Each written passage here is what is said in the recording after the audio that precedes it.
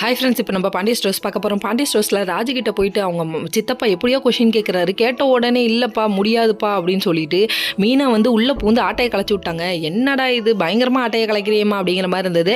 அதுக்கப்புறமா ஒரு வழியாக சமாளித்து முடிச்சிட்டோமேனு உள்ளே வந்தா நம்ம மூர்த்தி பாண்டியை கூப்பிட்டு வந்துட்டாங்க. பாண்டி அதுக்கப்புறம் உள்ளே வந்துட்டு என்ன சொல்கிறாரு, அவர் சென்டிமெண்ட்டாக ஃபீல் பண்ணுறாரு. ஐயோ எனக்கு இந்த குடும்பத்தில் இருக்க முடியல, எல்லாம் என்ன துரோகம் பண்ணிட்டாங்க அப்படின்னு சொல்லிட்டு நினச்சி ஒதுக்குறாரு, ஃபீல் பண்ணுறாரு. அது மட்டும் இல்லைங்க, நகை எங்கே பணம் எங்கன்னு சொல்லி கேட்டால் அதுக்கு ஒரு கதை தயாரிக்கிறாங்க நம்ம மீனா. நீ வந்து உருட்டு மேல உருட்டுறமா, நீ கொஞ்சம் கம்முன்னு இருமா, இதை கதிர் வாயால கேட்கணும் அப்படிங்கிறாரு. கதிரை சொல்கிறான்னு சொல்லி உண்மையை சொல்ல சொன்னோன்னே இதை கேட்டுக்கிட்டே இருக்கும்போது ராஜு பொங்கி எழுந்துச்சு, நான் உண்மையே சொல்கிறேன் அப்படின்னு சொல்லிட்டு முன்னாடி வராங்க.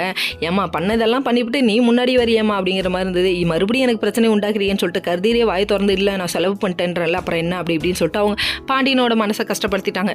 என்னப்பா பாண்டி இப்படி சொதப்பிச்சு அப்படிங்கிற மாதிரி இருந்தது. அதுக்கப்புறம் மொத்த குடும்பமும் சேர்ந்து ரொம்ப ஃபீல் பண்ண அப்பாவை எடுத்து பேசிட்டானேன்னு நினச்சி ஃபீல் பண்ணிட்டு இருக்காங்க. நம்ம கதிர் ஒரே போடா போட்டு அவரு கிளம்பி போயிட்டாரு.